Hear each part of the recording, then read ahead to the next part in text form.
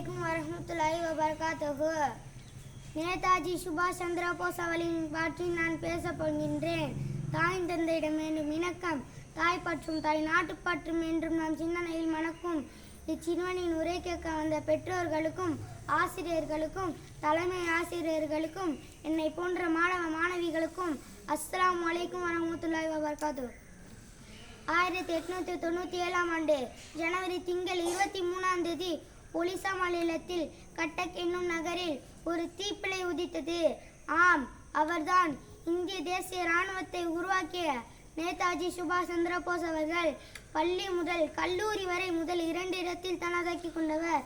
அந்த காலத்திலேயே ஐசிஎஸ் தேர்வில் 4வது இடத்தில் வெற்றி பெற்றார். 1919 நடந்த ஜாலியன் வாலாபாக் என்ற சம்பவம் இவரை சுதந்திர போராட்டத்தில் ஈடுபட செய்தது. மகாத்மா காந்தியின் வழி அகிம்சை வழி. ஆனால் நேதாஜியை பிடித்து தள்ளினால்தான் ஆங்கிலேயர்கள் வெளியேறுவார், இல்லையேல் இந்தியர்களின் முதுகில் தான் சவாரி செய்வார்கள் என்று கருதினார். இந்தியா உடனடியாக சுதந்திரம் அடைய வேண்டும், அதுக்கு ஆயுதம்தான் ஒரே வழி என்று கருதி 1944 இந்திய இராணுவத்தை உருவாக்கி ஆங்கிலேயர்களுக்கும் எதிராக தாக்குதல் நடத்தினார். ஆயுதம் ஏந்தி போராடிய மாவீரன் நேதாஜி சுபாஷ் சந்திர போஸ் அவர்கள். ஜெய்ஹிந்த் என்ற ஸ்லோகத்தில் முதலில் முழங்கியவர் நேதாஜி சுபாஷ் சந்திர போஸ் அவர்கள். உங்கள் செங்குருதியை தாருங்கள், நான் உங்களுக்கு சுதந்திரத்தை பெற்று தருகின்றேன் என்று இவர் கூடிய அலன் கலந்த பேச்சு. ஆண்களையும் பெண்களையும் இரத்தத்தினால் கையொப்பமிட்டு இந்திய இராணுவத்தை சேர்ந்தனர்.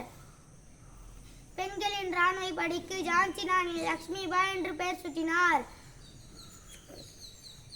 நேதாஜியின் போராட்டங்களும் காந்தியின் அமைதி வழி போராட்டங்களும் 1947 வெற்றி பெற்றது. நேதாஜியின் கனவும் பலித்தது. மக்களே, மாணவர்களே, உயிர் தருங்கள், பெற்ற சுதந்திரத்தை பேணி காத்து அந்நிய மோகத்தை வேறறுப்போம் என்று சூளுரைப்போம். அடுத்த மேடையில் ஒரு இந்தியனாய் இதயம் பிளக்கும் அக்னி கணங்கள் மீண்டும் தொடரும். ஜெய் ஹிந்த். அஸ்ஸலாமு அலைக்கும் வரஹ்மத்துல்லாஹி வபரகாத்துஹு.